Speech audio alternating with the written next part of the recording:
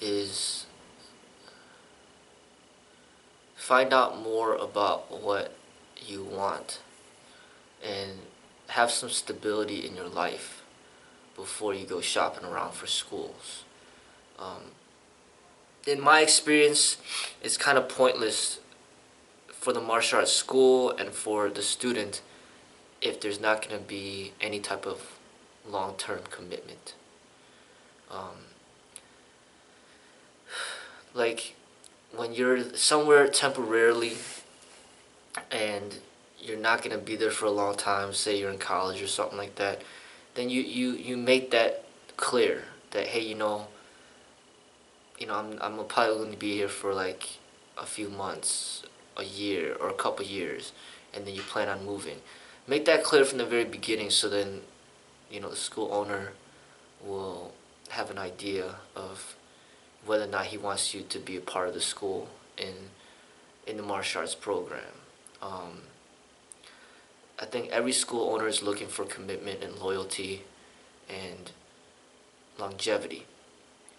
And if that's not there, then maybe it's better to wait until the time is right before you start choosing a school. So meaning it's almost like dating. Like if you know that you don't want kids, or that you just want to hang if you just want to hang out, just do something short term, casual, then be specific about that. Be honest about that.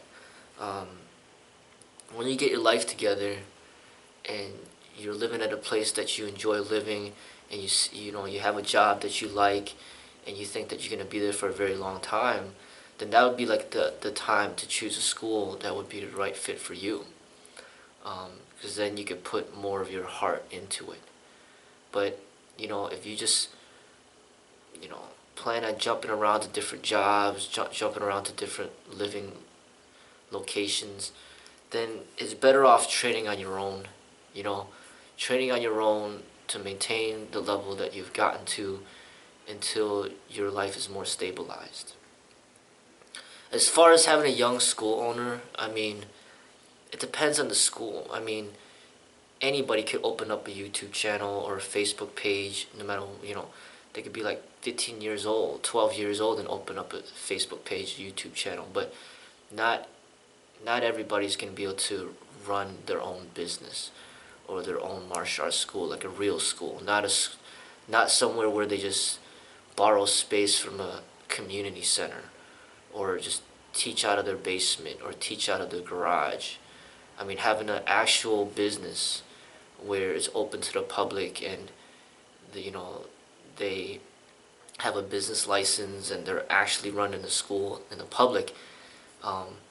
Yeah, sure, having a 20-year-old do all that would be very rare to find that. But if a 20-year-old is running an actual school, then respect has to be given, because it's something that not a lot of people could do. And he might have been funded by his parents or his relatives or his family. Maybe he is running the school under his father, under his father's guidance, and that's typically how it would go. If it's a real school, then the person's age should not be that much of a concern. There should be more of the assessments of his development and his spirituality and his meditation, his respectful, his treatment towards you and other students and the general public. Also his, obviously his combative abilities, and then his physical fitness abilities. Those should all be assessed. And there could be young people out there that are at a high level. But whoever's running the school is running the school, Yeah, more respect should be given, that's typically given to people that have more experience. But everybody progresses at different levels, and some people progress really fast. Like LeBron James, for example, was an amazing basketball player by the age of 18. And that's a rarity, but it's not about his age, it's about his performance. And somebody like Tiger Woods probably was about the same. Very good at a very young age, and then you know um, it's just you don't know what type of talents people have. And a lot of times people that are older get criticized because they're not in the best shape. They might be overweight or whatever the case may be, or they're just unhealthy, or they smoke. I mean, it's just like there's gonna be some martial arts school owners out there that that actually smoke cigarettes, drink alcohol, um, maybe even take drugs. And some of these martial arts school owners might abuse their wives, or um, some of these martial arts school owners even might commit crime. Some of these people might even be criminals. You know, and then it's not really martial arts anymore. It's more like a fight club. Because there's some people that own fight clubs, and it's like a criminal enterprise. Like where gambling, fighting, prostitution, drugs, it becomes like a street, gang type of criminal type of activity. But a martial arts school owner is supposed to be somebody who values education, values intelligence, who's not a criminal, who is meditative and spiritual. He's very fit. He's proficient in his combative ability. Um, those are the things that should be assessed. As far as age is concerned, 20 is a young age. But I'm not gonna say that that's not possible. It can be possible.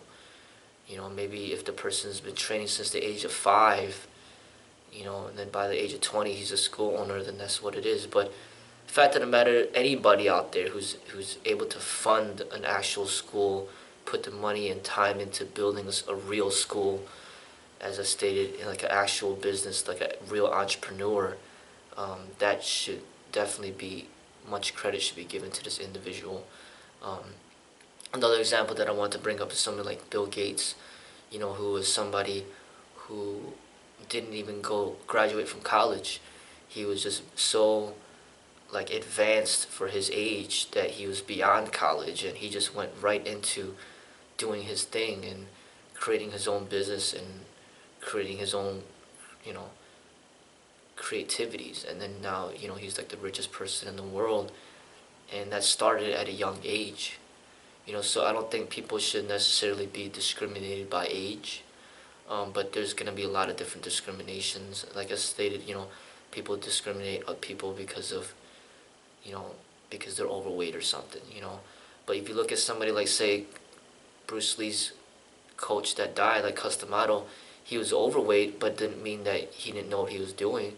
It didn't mean that he wasn't a master of teaching boxing. And somebody like Phil Jackson, for example, who's like a master coach for basketball, he wasn't capable like Michael Jordan, but like physically, he wasn't in the best shape, but he mentally, intellectually, he was highly advanced. So we need to assess people according to their abilities and their development, opposed to just their age. Age alone really doesn't really say much. It just gives you maybe some clues of, where they might be at within their development. Um, as far as spirituality is concerned, meditation, it's hard to assess a person's development, but it's extremely difficult. But you look at even somebody like Jesus, who they said died at the age of 32. He was a sage that led people, during his time, and now he's respected by millions of people all over the world, and so many people practice a religion that has been inspired by him. And he was only 32 when he died. Tupac Shakur, for example, accomplished so much at a young age. He accomplished more in a lot of people's entire lifetime, and he died at the age of 25.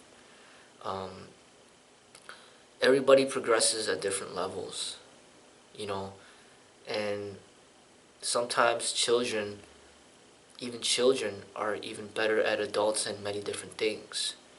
You can learn a lot from children, as far as being spontaneous is concerned, as far as being like just present, as far as being just honest and open and loving, and just something about children that they have that just adults lose.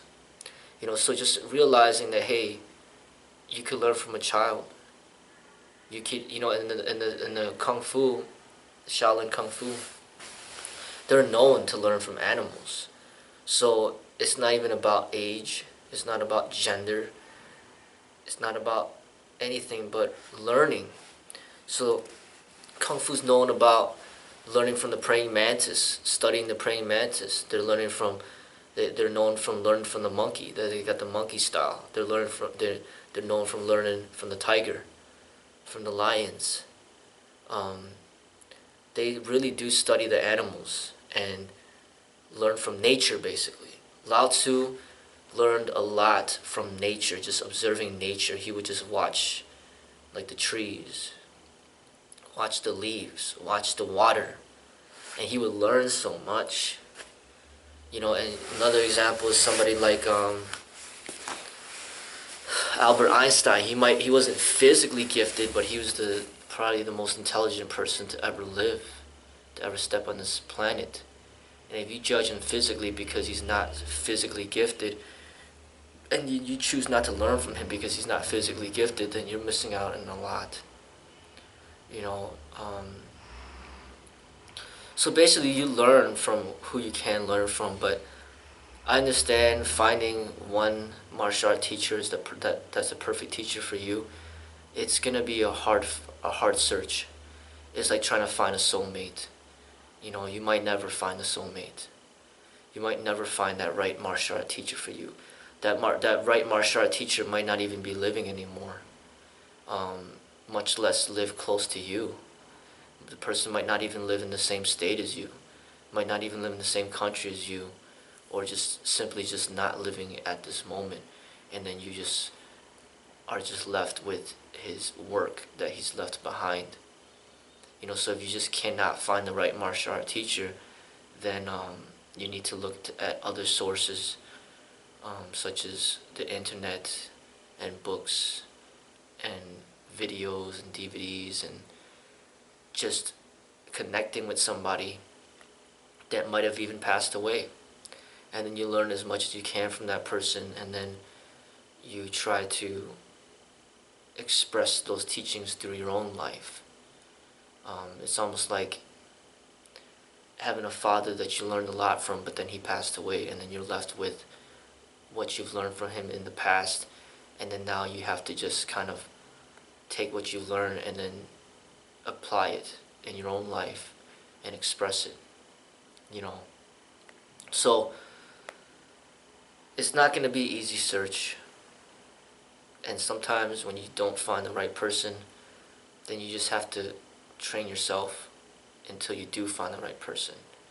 And you might never find the right person, because it's a rare thing to have a master and the disciple truly connect. And it's all about connection. I mean, if you don't connect with the master, then you just don't connect. But if you do connect, then basically don't take that for granted, and take advantage of that relationship and learn as much as you can, and be committed, be loyal, and stay around that master as long as you can. As far as assessing the students, like, this person said that he really liked the teacher for the Brazilian Jiu-Jitsu, but then he didn't like the students. And I think at the very least that information should be shared with the master or with the teacher, to at least make him aware. Like, even if you're not going to decide to train at that school anymore, to at least let the master know why you decided to not train there. to let them know that it's because of the students and the way that they are. So then the master will at least know, and then he could go through corrective behavior with the students, or he could just be like, well, oh well, goodbye.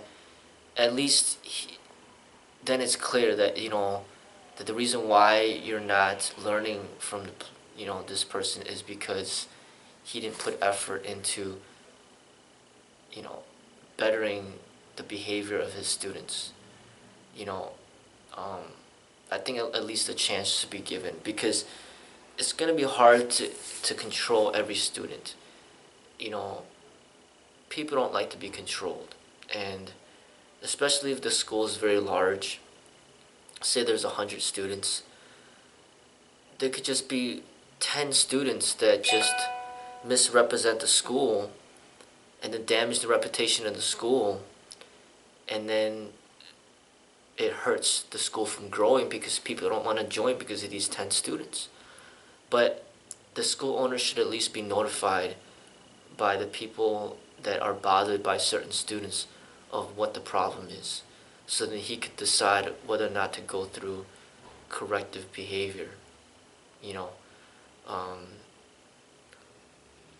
if the connection with the master is a good connection, then what I do recommend is, if you don't like the students, then maybe you could suggest, or at least ask about private lessons, and be like, I like working with you, but I don't like being in a class setting.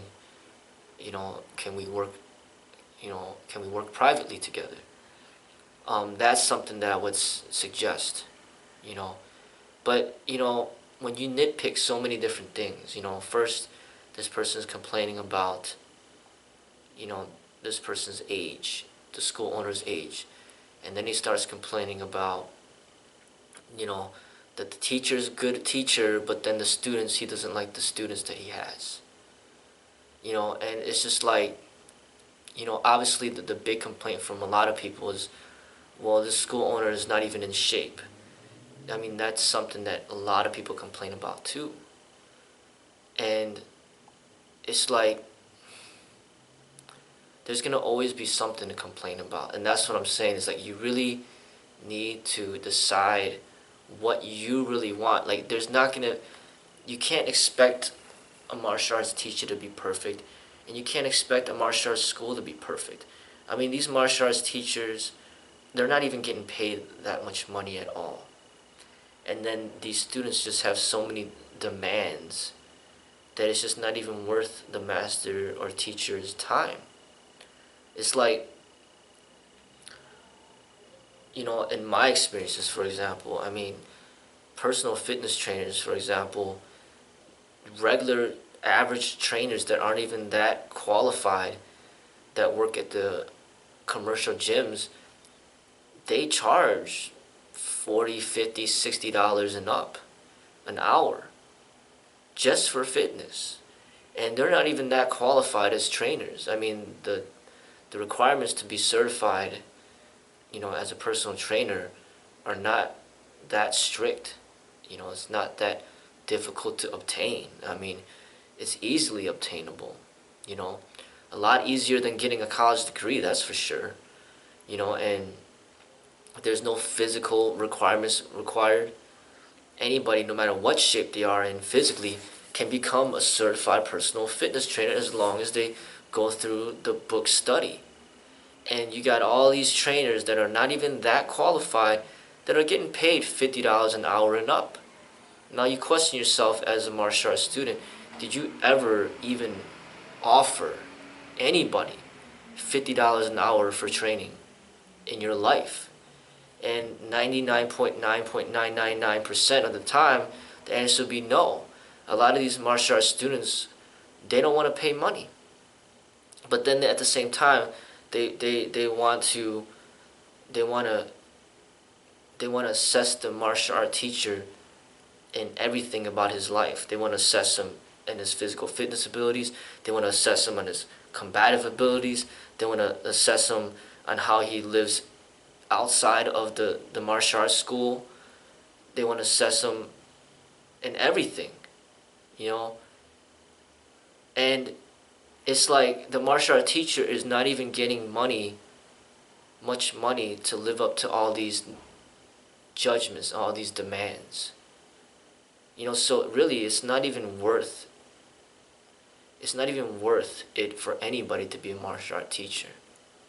It's like you got these martial art students that are almost requesting these martial art teachers to be like perfectionists in everything in life, but then they get paid like less than minimum wage. But then you got personal trainers that are not assessed on their combative abilities, because that has nothing to do with personal training. They're not assessed on their spiritual development or their meditation. They're not assessed on how they live their life outside of the gym. All they are simply assessed by is simply, their fitness, the way they look, like physically, and their their knowledge and physical fitness. And then they're getting paid like $50 an hour and up. So it's like the martial art teachers are expected to get like a PhD or greater or double PhD, and then they get paid less than minimum wage. And then you got somebody that just graduated high school. He didn't even graduate college at all. He didn't get an associate's. He didn't get a bachelor's. Certainly didn't get a PhD. That's getting paid 5 times, 10 times more than the person that gets the PhD. That's the discrepancy that I see within the martial arts industry, is that the students demand so much, but then yet they're not willing to pay anything for these demands. And that's why I see that being a martial arts teacher is not an occupation that is worth it. Essentially, martial art teachers, the real teachers, should never be put in a position where students are picking and choosing whether or not they are qualified, as teachers. No, the martial art teacher should be put in a position where he decides whether or not the student is qualified to learn. It should be flipped. The martial art teacher should be the master, and then the student is the disciple. It's not the student that's the master, and then the martial art teacher is his servant. No. The martial art teacher pretty much should not advertise his himself as a teacher as a primary way of gaining income. It should not be his main marketing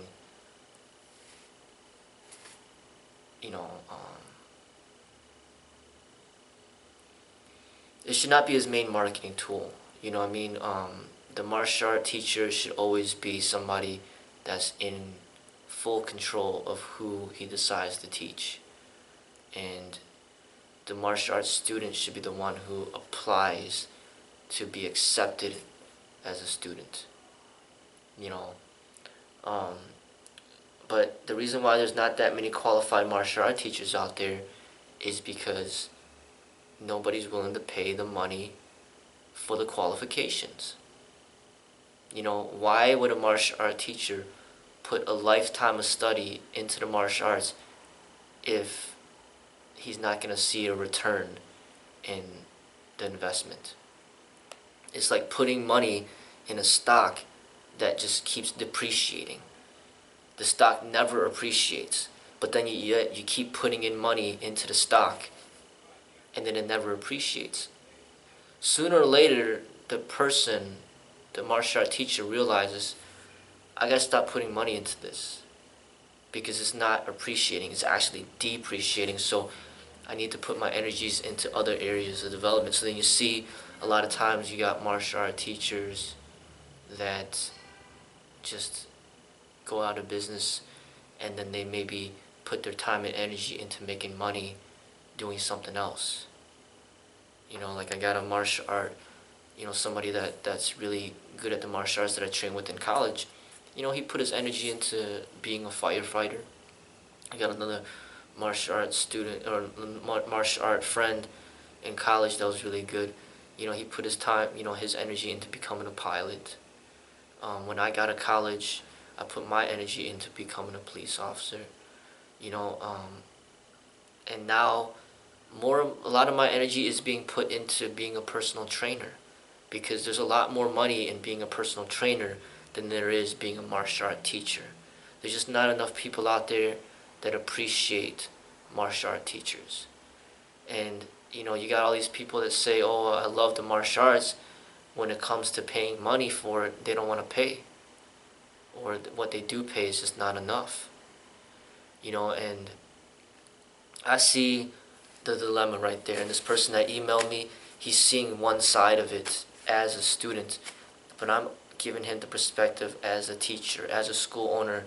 This is the other side of it. And at the same time, I was a student myself, so I understand both sides. I could see both sides.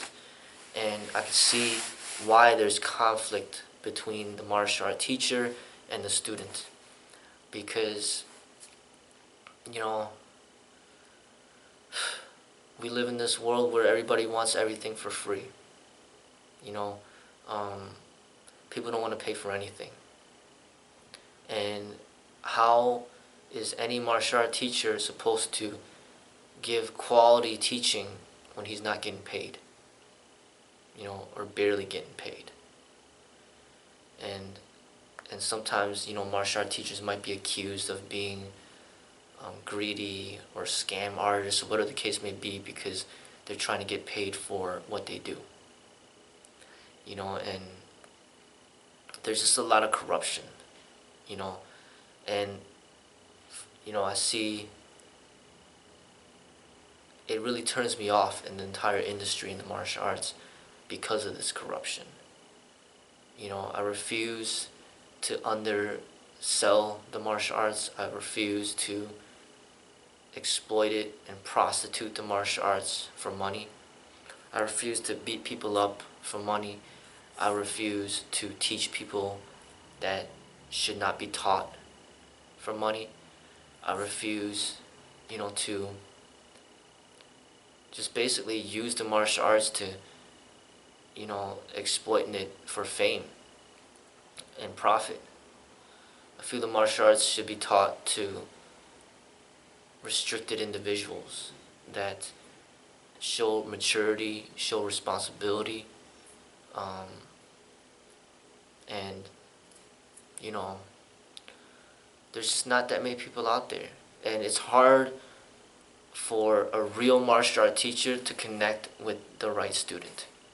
Just as it is hard for the student to find the right martial art teacher. I swear you are very fortunate and very lucky to find any martial art teacher that lives by you. Chances are, you'd have to go and seek for this individual outside of your area.